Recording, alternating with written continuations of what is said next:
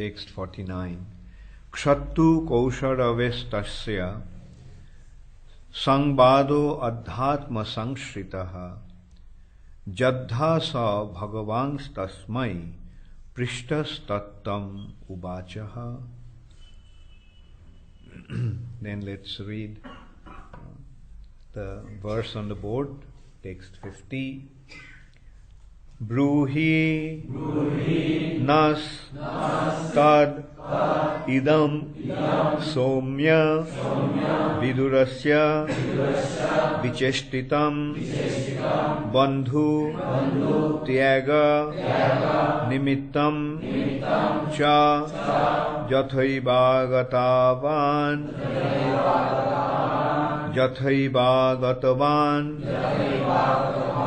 punaha. Bruhi nastad idam saumya vidurasya vicheshtitam bandhutyaga nimittang cha jathaivaga punaha.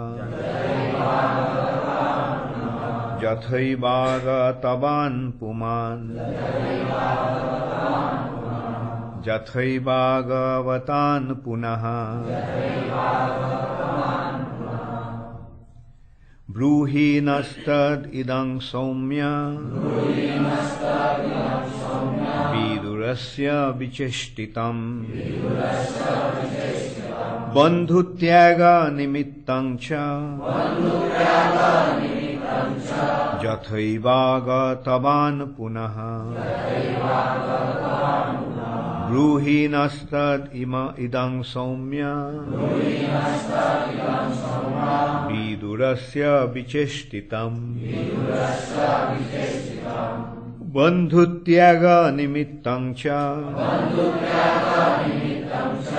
Jathaivaga tavan punaha. Bruhi, please tell, na, unto us, tat, those matters, idam, here, saumya, O gentle one, vidurasya, of vidura, vicheshtitam, activities, bandhutyaga, renouncing the friends, nimittam, the cause of, cha, also, yatha, as, eva, also, agatavan, came back, punaha, again to home. Translation by His Divine Grace, Srila Prabhupada.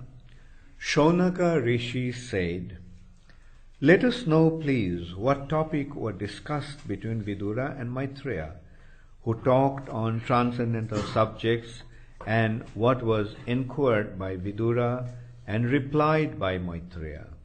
Also, please let us know the reason for Vidura's giving up the connection of his family members, and why he again came home. Please also let us know the activities of Vidura while he was in the place of pilgrimage." So please repeat after me. Shaunaka Rishi said, "Let us know, please, what topics were discussed between Vidura and Maitreya, who talked on transcendental subjects,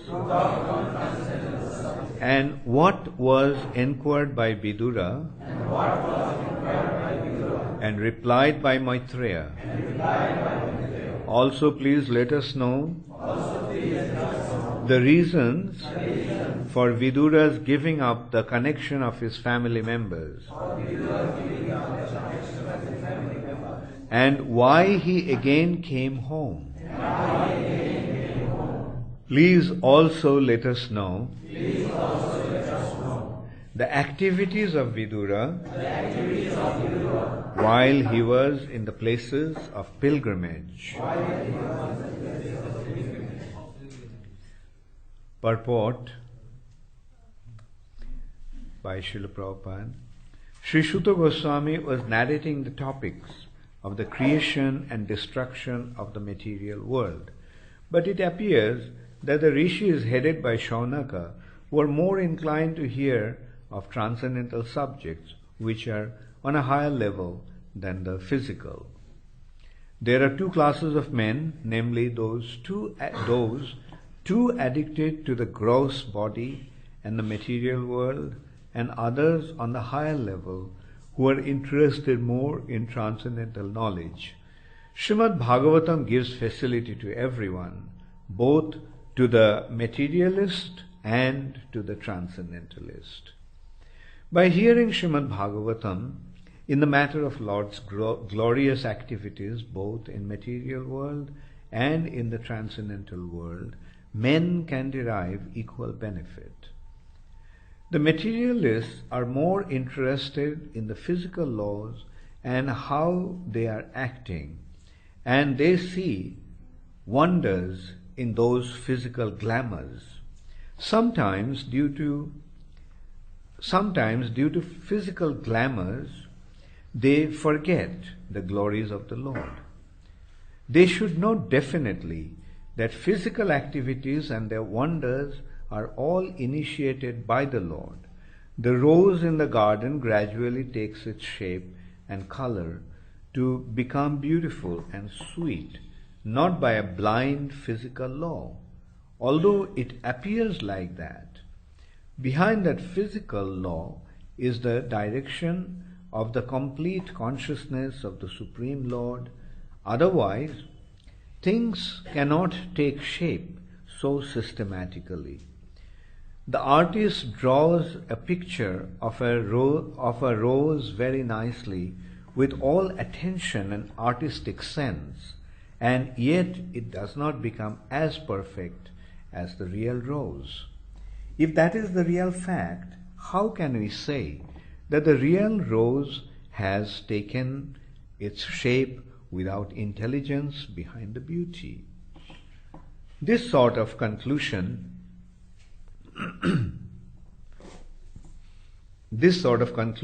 is due to a poor fund of knowledge. One must know from the above description of creation and annihilation that the Supreme Consciousness, being omnipresent, can take care of everything with perfect attention. That is the fact of the omnipresence of the Supreme Lord. Persons still more foolish than the gross materialists, however, claim to be transcendentalists and claim to have such supreme, all-pervading consciousness, but offer no proof. Such foolish persons cannot know what is going on behind the next wall, yet they are falsely proud of possessing the cosmic, all-pervading consciousness of the Supreme Person. For them also, hearing of Srimad Bhagavatam is a great help. It will open their eyes to see that simply by claiming supreme consciousness, one does not become supremely conscious. One has to prove in the physical world that he has such supreme consciousness. The rishis of Naimisharanya, however, were above the gross materialists and the false transcendentalists. And thus they were always anxious to know the real truth in transcendental matters as described by authorities.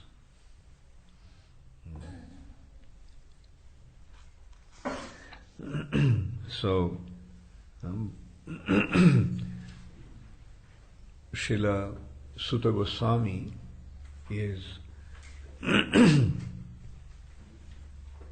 Suta Goswami appeared to Naimisharanya, where the sages were performing a 1,000-year-long sacrifice to benefit the living entities of the age of Kali.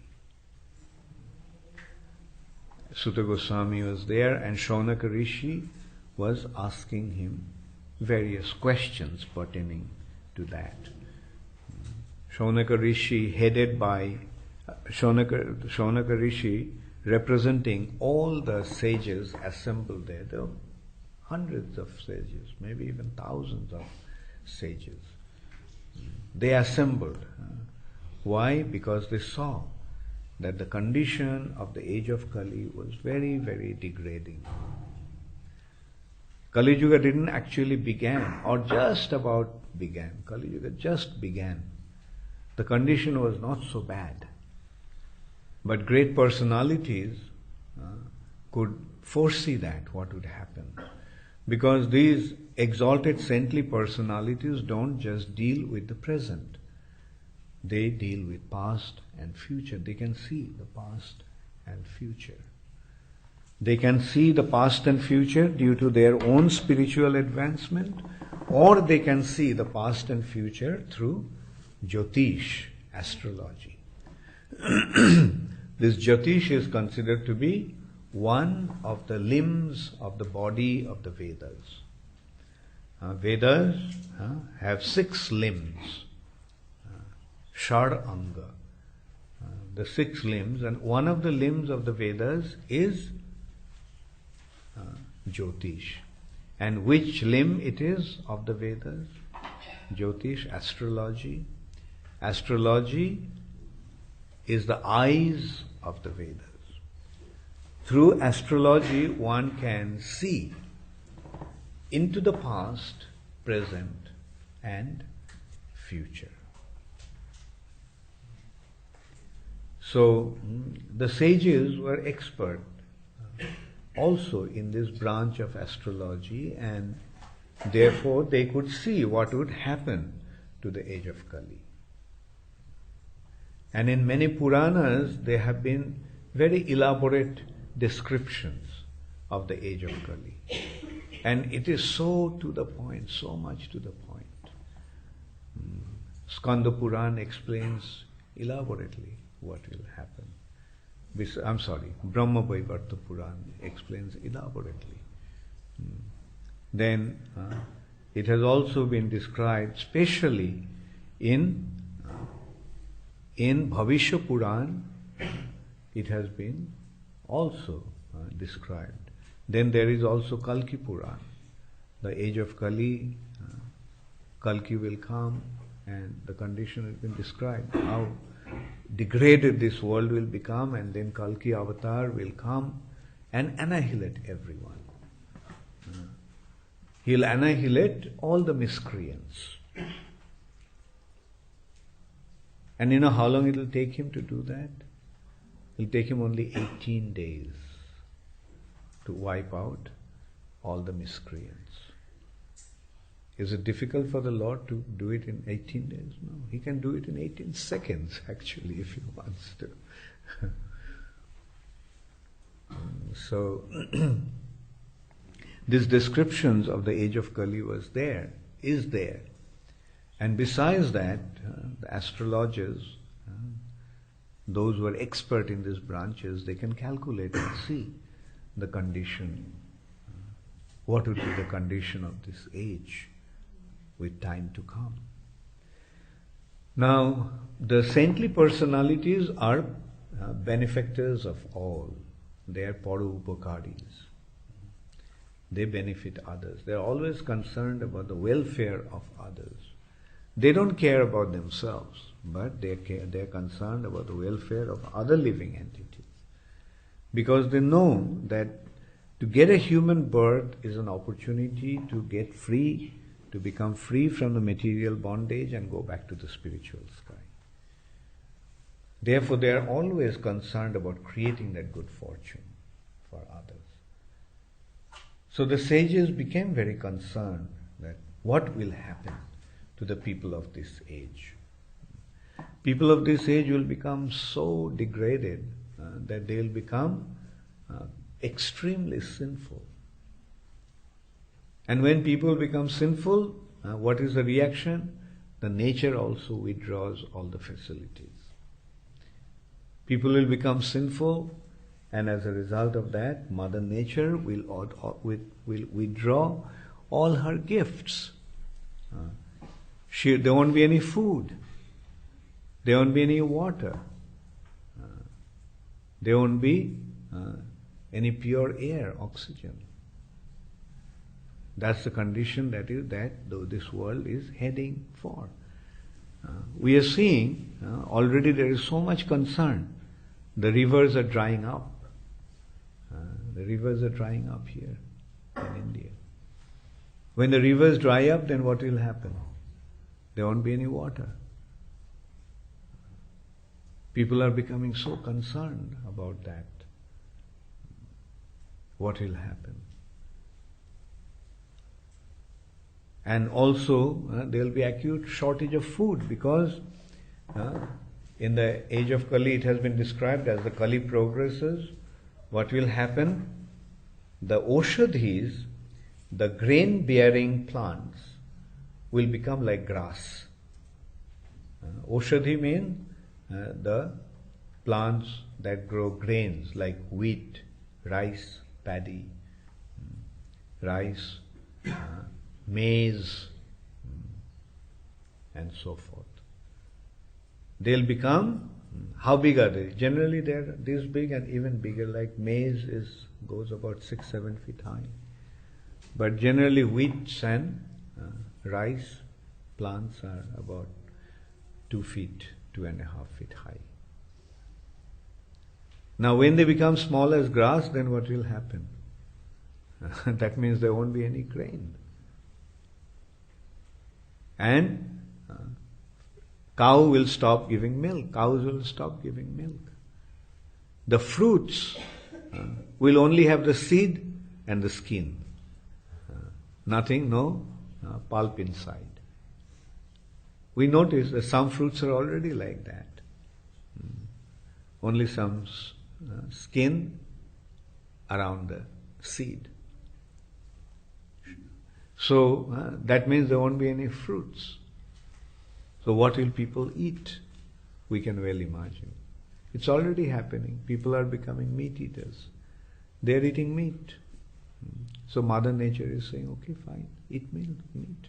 There's no need for grains, no need for milk, no need for fruit. They don't consider that if there is no grain, even the animals will not survive. So what are they going to eat? So in this way, the condition of this Kali Yuga will become very, very difficult. People will suffer terribly.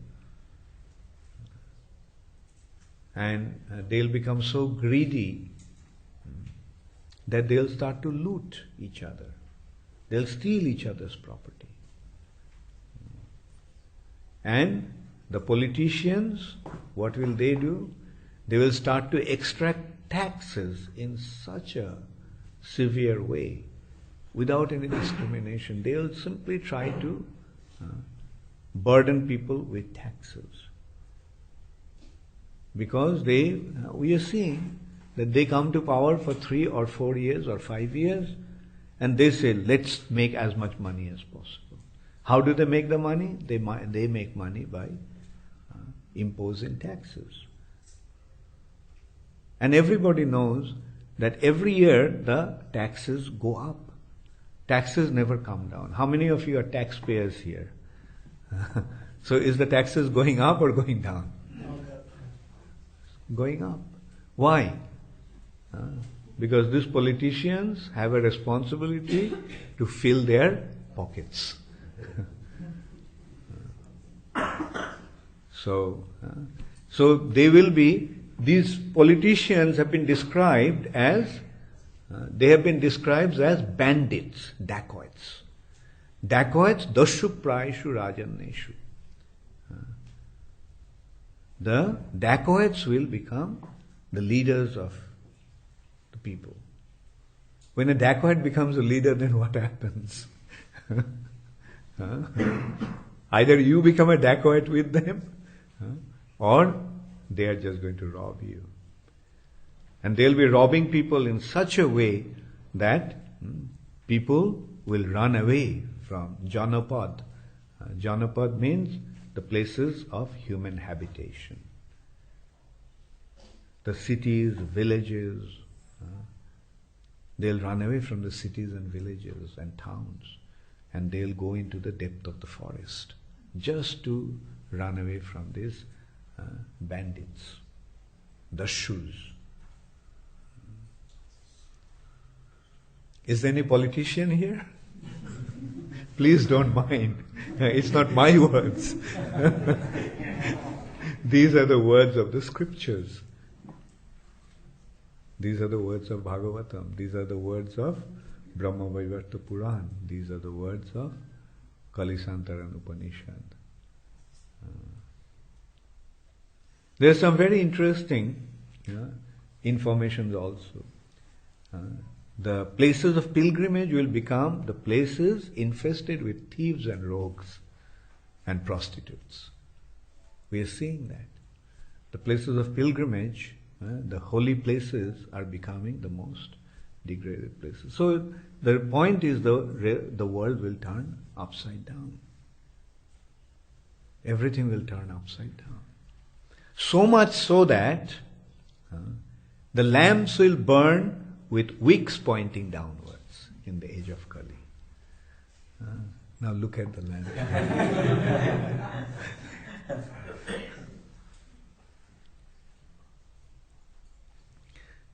The saintly personalities, the sages, could foresee that, what would happen to the age of Kali.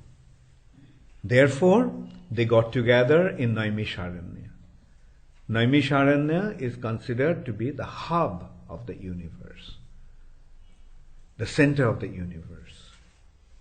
And they decided to perform fire sacrifice, a yajna.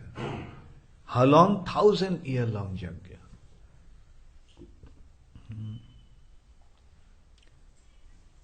Sahasra samamasata. They decided to perform 1,000-year long sacrifice. And what does sacrifice do? Sacrifice actually purifies the atmosphere. And they thought that by performing this sacrifice, the whole atmosphere will become purified. And Kali's influence will be warded off for the time being. But then one morning, after performing their morning rituals and offering oblations to the sacrificial fire, they assembled, and there they offered the place of Vasudev, Vyasasan, seat of Vasudev, to Suta Goswami. Why? Because Suta Goswami, they considered, was the most exalted personality. He was the most qualified person to hear from. They offered him the exalted seat with the prayers, Taya Khalu Puranani, Seti Hasani Chanagha, Akkhatanna Padhitani, Dharma Shastrani Januta. Khalu, Taya Khalu. Khalu means very nicely. Puranani, Seti Hashani Chanaga. You have very expertly mastered all the Puranas, Itihash. Itihash means history. What is the history? Mahabharata is the history. Ramayana is the history. And Puran, history, Itihash, Dharma Shastras, Upanishads, and Samhitas. So you are an expert in this subject because you have understood the Vedic wisdom in its totality. And on top of everything, you are anagha. Anagha means sin. Anagha means sinless. Because you are sinless, and on top of everything, you have studied all these subjects very expertly. Therefore, tell us what to do. The condition of the age of Kali is prayan alpayusha sabhya kalavashmin juge jana manda sumanda matayo manda bhagga hi upadrita. The people in this age are going to have a very short span of life. They will be very lazy. Their mentality will be completely crooked. They'll be very, very unfortunate, and they'll always be distressed by the calamities of the material nature. On the other hand, bhurini bhuri karmani shrotabani vibhagasa. In the Vedas, vast amount of activities have been prescribed. Bhuri karmani shrotabani vibhagasa. And unless and until one understands the Vedas completely, in totality, one will not understand the purpose of the Vedas. So what's going to happen to the people of this age? And then Sutta Goswami began to describe Srimad Bhagavatam as he heard from Srila Sukadeva Goswami. Sukadeva Goswami appeared on the bank of the Ganges, where Parikshit Maharaj was preparing to leave his body. And then Parikshit Maharaj asked him, at that time many sages, very exalted personalities were also present. But they all recognized that Sukadeva Goswami was an unusually exalted personality. Just by seeing him, they could recognize that he is an exceptionally exalted personality. He was only a 16-year-old boy. He was so unconcerned about his surroundings. He is so exalted and situated in his spiritual consciousness that he was totally devoid of material consciousness. He did not even feel the need to cover himself with cloth. He was totally unaware, unconcerned about the material world, unconcerned about his surrounding, being so completely absorbed in the Supreme Personality of Godhead. But the sages could recognize that he is a very exalted personality. And Parikshit Maharaj bowed down to him and requested him to advise him. Now many of the sages there were giving some advices to Parikshit Maharaj, but Parikshit Maharaj was not satisfied with that. Why? Because all those advices were concerning the Karmakanda and Jnanakanda section of the Vedas. Karmakanda section of the Vedas prescribe about the activities that will give us enjoyment in the material nature. Ultimately, the Karmakanda section elevates one to the heavenly planet, where there is a lot of enjoyment. And Jnanakanda leads to liberation, bhukti and mukti. But Parikshit Maharaj was not concerned about that. He was naturally thinking, how is it going to help me? Even if I get elevated to the heavenly planets, I'm just going to come down again. Kshine punne marta lokang vishanti. When my piety will be exhausted, I'll come back to the earth planet again and suffer. And besides that, the heavenly planets are not out of this material universe. The material nature is full of suffering. So whether I go to heaven or whether I go to hell, I'm going to suffer. And liberation, Parikshit Maharaj considered, that was the use of liberation. If I become liberated, it's like I may be peaceful being liberated. I can be free from the disturbances of the material nature. But that's not the ultimate goal. The ultimate goal of life is to become engaged in the service of the Lord. Beyond liberation is the positive engagement. We become liberated, but then what? We may attain liberation, but after liberation, what are we going to do?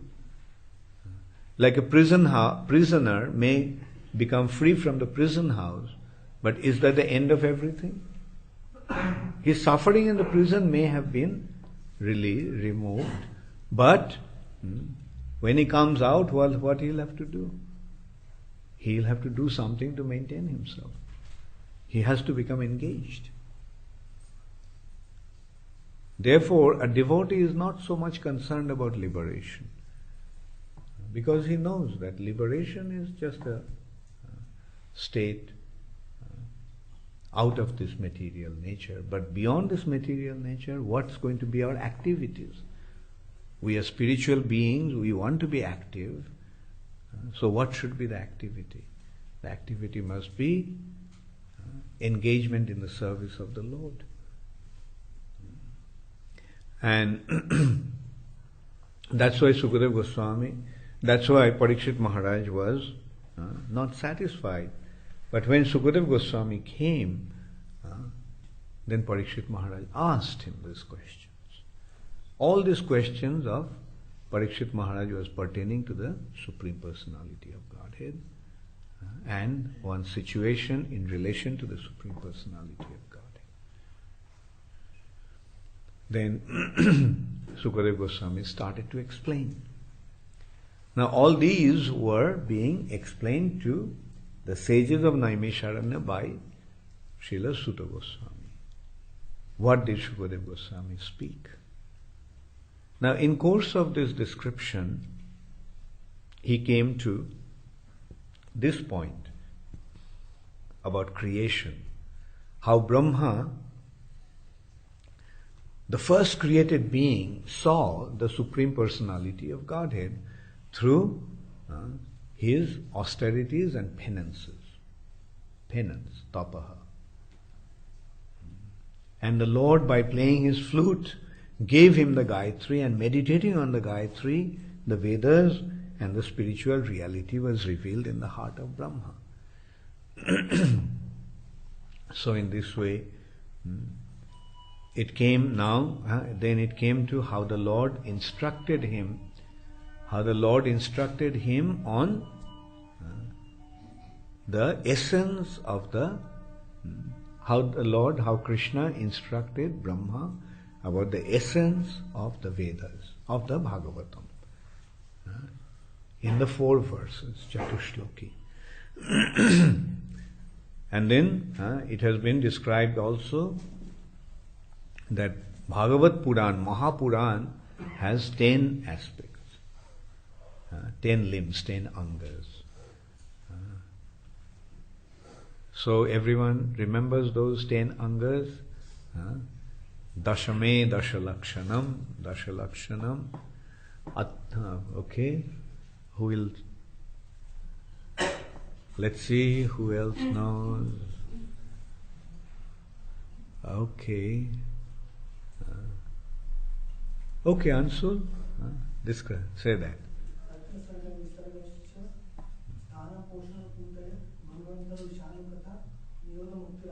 Very good. Very good. Yeah. So, these are the 10 symptoms. Sarga, Visharga, Sthana, Poshanam, Utaya, Manvantara, Ishanukasha, Katha, Nido, Dharma, Mukti, Nirodha, and Ashraya. So, and then while describing about that, he is also describing, now here, he was describing about the Sarga and Visharga. Then finally, it led to what? Led to 3 aspects of Mahakalpa, Vikalpa, and Kalpa. The highest consideration of time factor. And what is the highest consideration of time factor? Mahakalpa? just a breath of the Lord. Breath of Mahavishnu.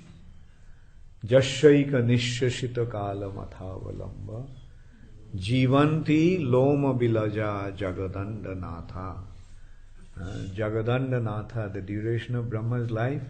Okay, I'll ask Soni. What is the duration of Brahma's life, Soni? Brahma का एक दिन कितना लंबा होता है? ब्रह्मा का एक दिन, yes, okay, 1000 Chaturjuga is a day of Brahma. And according to that calculation, there is Brahma's night. Sahasra Juga Parjantam. Sahasra Jugas is the day of Brahma. And according to that calculation, you have weeks, months, years, and the duration of Brahma's life is 100 years. And this 100 years this is the duration of Brahma's life, but in relation to Mahavishnu, what is Brahma's lifespan? One breath. Jasya eka nishashitaha kalam athavalamba. And that is, one breath of the Lord is one Mahakalpa. So, this is how inconceivable his potency is. But here we are seeing that Shaunaka Rishi and the sages of Naimisharanya, they were not so interested about all these affairs, creation and maintenance, because these all are pertaining to the material nature. Their thing was, who cares about it? Okay, fine. It has appeared and it will be sustained for some time and it will disappear. Fine. Yeah. But we are not interested about that. Please tell me what happened to Vidura and Maitreya. What questions Vidura asked when he met Maitreya Rishi, and what did Maitreya Rishi say? What are the places where Vidura went, and what did Vidura do there? So this indicates that they were not interested about all these creation, maintenance aspect. They are not interested about Sarga and Visharga. They were interested in Ishanu Katha, and which leads to Ashraya, shelter. Getting that shelter, all the problems become solved. So in this way, he is actually leading to the higher and higher aspect of Srimad Bhagavatam. Like, he was interested only about Vidura's activities, and why? Because Vidura is a devotee. That's why they were interested about Vidura's activities. Because they knew that every single action of Vidura will be in relation to the Supreme Personality of Godhead. And they were asking because Sutta Goswami already mentioned earlier that how Vidura left home. When the battle, when the Pandavas returned from their exile for 12 years of exile and 1 year incognito, when they returned and they claimed their kingdom, their share of the kingdom, Duryodhana refused to give them anything. They just asked, please give us only 5 villages. But Duryodhana said, without a war, I'm not going to give you the land size of the tip of the needle. He was so confident that he is going to win the battle. But Vidura, who was the well-wisher of all, he was the well-wisher of Duryodhana also. He was the well-wisher of Dhritarashtra. He was not only the well-wisher of the Pandavas. He was a personality like Vidura is the well-wisher of all. But the miscreants, when they are told not to do something for their own benefit, they don't want to listen to that. And when Vidura told Dhritarashtra that, look, for the sake of saving the entire dynasty, get rid of this son of yours. Vidura said that right after Duryodhana was born, when after his birth he saw all the inauspicious signs, and instead of crying, Duryodhana was braying like a donkey. So he saw an inauspicious sign. He saw that this is not an ordinary human child. A demon has been born in the family. Duryodhana, incidentally, is an incarnation of Kali. So he saw that, this inauspicious signs, and he told Dhritarashtra, get rid of your son, this son of yours. If you get rid of one son, there is no harm. You have another 99 sons. So you have another 99 sons. So what's the point what's the harm in losing this one?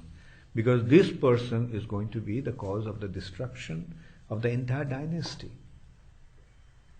But Dhritarashtra, who was not only blind with his eyes, who was also blind spiritually, could not take this advice of Vidura.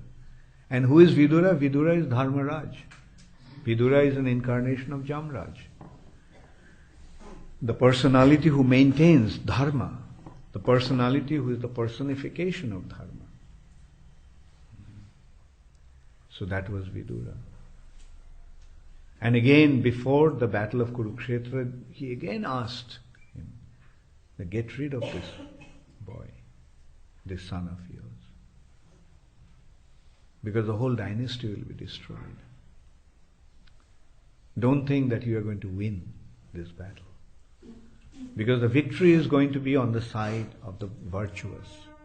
Your son is sinful, no matter how powerful he may be, but because he is sinful, he will be destroyed. And whoever sides with him will be destroyed. Whereas the Pandavas, no matter how weak they may appear to be, because they are virtuous, Dharma will stand with them. Krishna will be with them. And therefore they will win. So he made all this forecast. But still, not only Duryodhana did not accept the advice, Duryodhana became very insulting.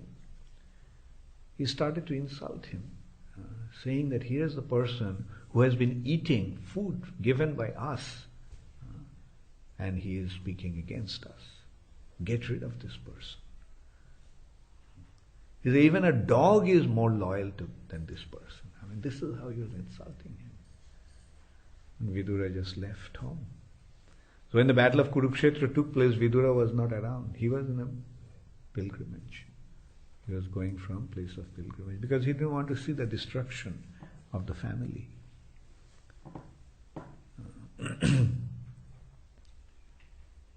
But Vidura was happy.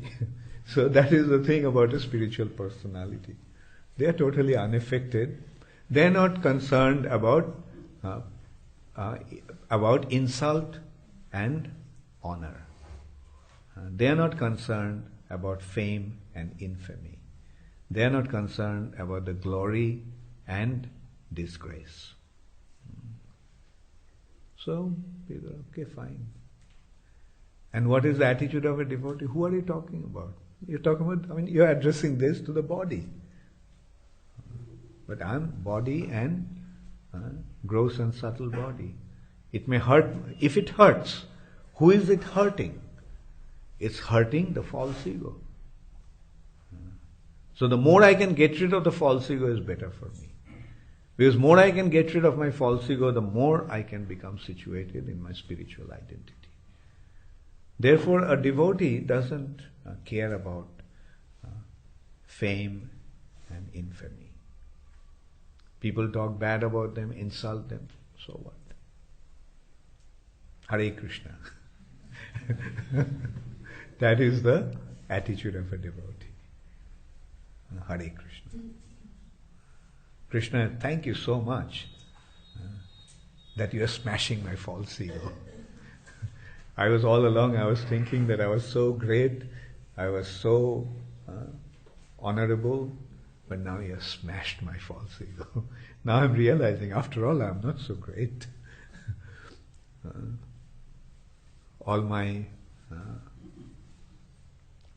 All the people around me, those who love me, they used to say so many things in my glorification. And now, you made arrangements to see actually who I am. And who I am? I am 10,000 part of the tip of the hair. That is my size. But I was thinking that I was as big as Mount Everest. But now I realized all of a sudden that I actually am as big as 1/10,000 part of the tip of the hair. But my only consolation is that I am your part and parcel. And you are my Lord and Master. And my only occupation, my only goal of my life is to just serve you. And when I serve you, it's so wonderful. And it doesn't matter what people in the world think of me. What really matters is how you are seeing me. If you are casting your glance upon me favorably, my life is perfect. I have achieved the highest perfection of my life when you cast your favorable glance upon me. So let the whole world spit at me, but if you recognize me, who cares about that spitting? And if the whole world glorifies me, but if you do not recognize me, then what's the use of that glorification? So that is the attitude of a devotee. Therefore, a devotee is dukkheshu anudvignamana shukhecha vigataspriya. At the time of distress, he is not perturbed. And in happiness, he is not attached. He is neither attached to happiness nor he is concerned about unhappiness or distress. He is not affected by distress or happiness in this way. He remains totally unaffected, totally aloof, totally neutral. So in this way, Sutta Goswami, Shaunaka Rishi was inquiring about the activities of Vidura, because he saw what a wonderful personality Vidura is, what a great devotee Vidura is. Vidura was such a wonderful devotee that Krishna, when he was invited by Duryodhana, he didn't go to his palace. He went to Vidura's house. And Vidura, he was not very rich. So what could Vidura offer? He just offered some broken rice. And not only that, when he was offering a banana, he was so absorbed in Krishna's thoughts that he peeled the banana and gave him the banana skin and threw away the banana inside of the banana. So he didn't have any external consciousness. He was not at all concerned about what he was doing, because Krishna stole his mind. That is what happens to a devotee. Krishna steals his mind away. So much so that he forgets. He doesn't have any awareness. When one becomes a devotee, that is a problem actually. Krishna steals away his mind or her mind. In this respect, there is one anecdote. One girl got married to a boy of Vrindavan. So all the family members were very concerned that if this girl sees Krishna, then Krishna will steal her mind. So they decided that she shouldn't see Krishna. So they locked her up in one room when Krishna was going with his friends to tend the cows. And so they put her in the room, closed the windows, closed the doors, so that she cannot see Krishna. But she became curious, why they are doing that to me? So there was a little hole in that windowsill, and she looked out of the window or through that hole and saw Krishna taking the cows to the pasturing ground. And what happened? Her mind, Krishna stole her mind. So when her relatives opened the door after Krishna passed away with the cows, so they found that the girl is standing there like a zombie.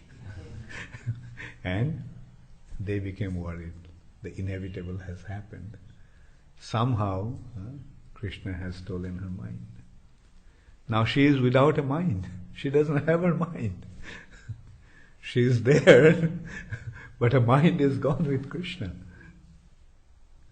So then others, members of the family, they decided that to bring her back to her senses, give her some work. Let her do something. Then only she'll come back to her senses. So one gave her baby to carry, gave her baby to carry. A little child said that you carry this girl. Another one gave her a bucket and a rope and said, you go and fetch water from the well. So then she was pushed into doing so many things, and she went to the well.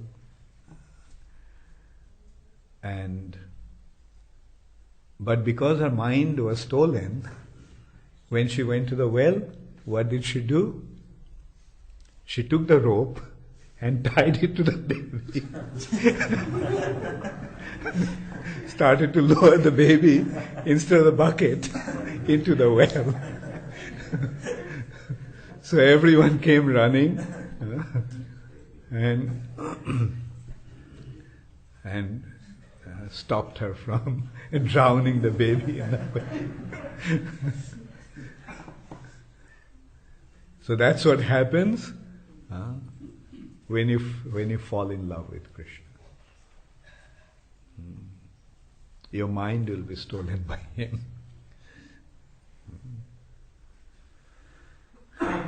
And Krishna is also advising that, man mana bhavo. With your mind, you think of me. But be careful. When you do that, this is what's going to happen to you. Are you ready for that? Govinda, it seems that you're thinking. Are you ready for that?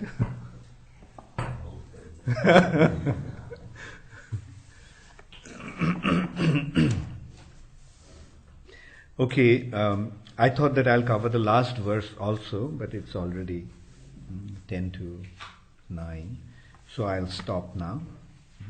So tomorrow we'll do the last verse and close the chapter. Does anybody have any question?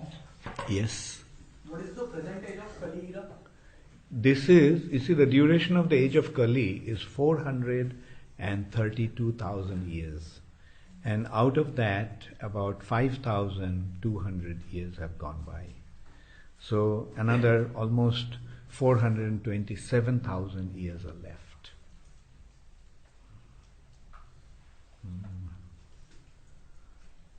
Kali Yuga just began, but see the condition.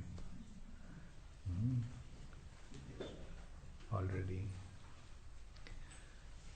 Okay, any other question? Yes? Прабхупад говорил, что он обеспокоен тем, что асуры могут прийти в Искон и разрушить Искон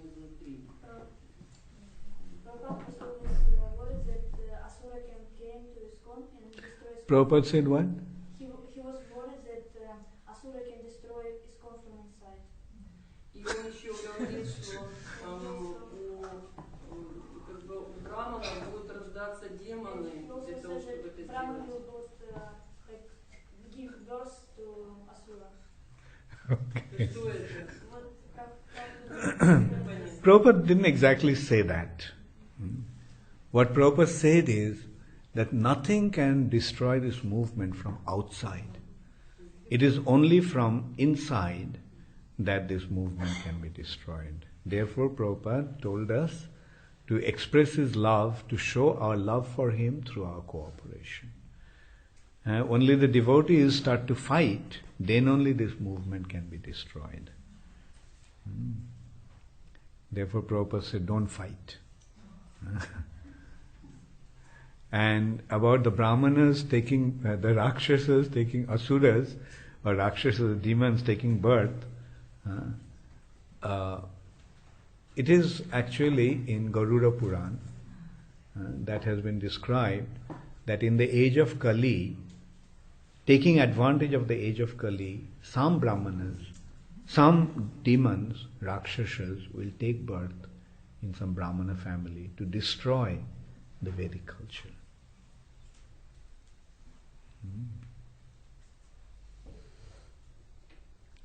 Okay. Any other question? Yes. Если бы не было войны на Курукшетре, мы бы не имели Бхагавад-гиты, мы бы не знали славу Арджуны, Кришна показал славу Арджуны, то это может быть план Кришны все-таки был, что война должна была быть. If we won't have won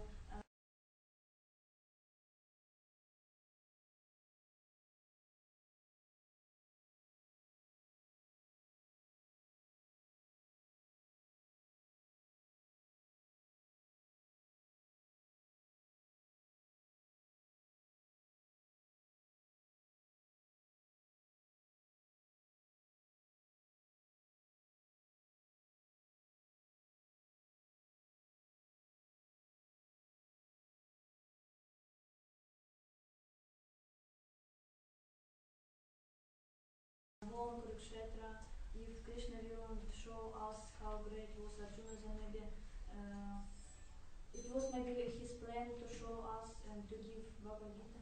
Maybe it was his plan. It wasn't possible to stop. So what's the question? Why The Kurukshetra was needed. Yes. Yeah. It was really planned. It wasn't Yeah. possible. When Krishna arranges something, it must be needed. То есть, если бы отказались от Дурьодханы, то Кришна все равно бы сделал эту войну.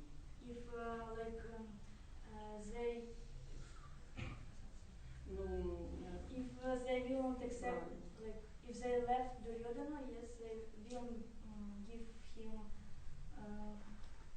any. Okay, then there won't be any battle of Kurukshetra. Yes. Right? It will happen. Yeah, so let us learn from that. Actually, Kurukshetra has happened. But now let us not have another Kurukshetra.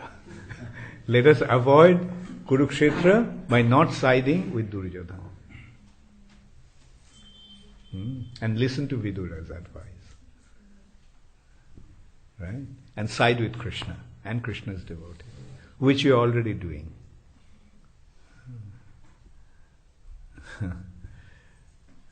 Okay, Hare Krishna, all glories to Srila Prabhupada.